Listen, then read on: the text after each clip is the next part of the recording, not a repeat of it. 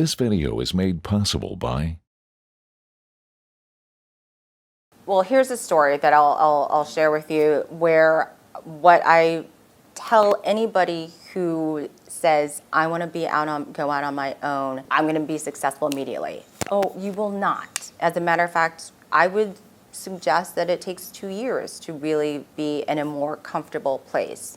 And it's really hard to get through those 2 years. And it's a lot of blood, it's a lot of sweat, it's a lot of tears, it's a lot of borrowing money, it's a lot of eating humble, cheesecake every single day and night. And it is something that you have to feel in your heart that you will succeed.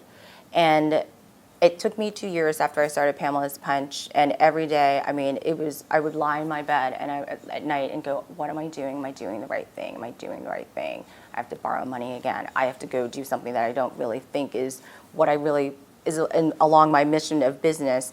And it happened to be the first inauguration of Barack Obama. One of my friends who worked for Fox News, actually, she called me and she said, oh my gosh, everybody loves your blog. I'm going to put you on and you're going to go on Sunday with Brett Baer and you're going to talk about the inauguration because you have your finger on the pulse and you know what everything is going on, what's going on in town.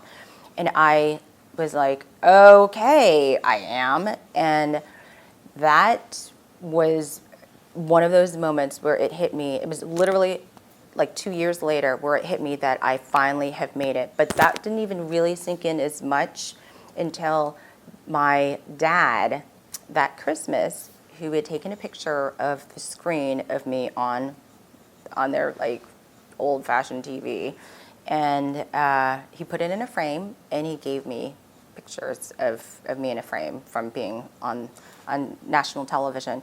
He was probably the biggest like naysayer. You're going to go back and get another job. Go back and be, it's time for you to go back into the real world. This entrepreneur thing, I don't know what you're doing. You should have something done by now.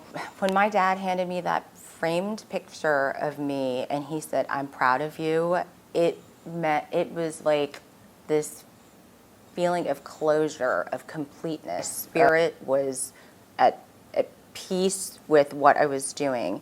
And truthfully, it fired me up again because I said, this is it. Now the next stage of what I'm doing is going to happen. I was ready to go.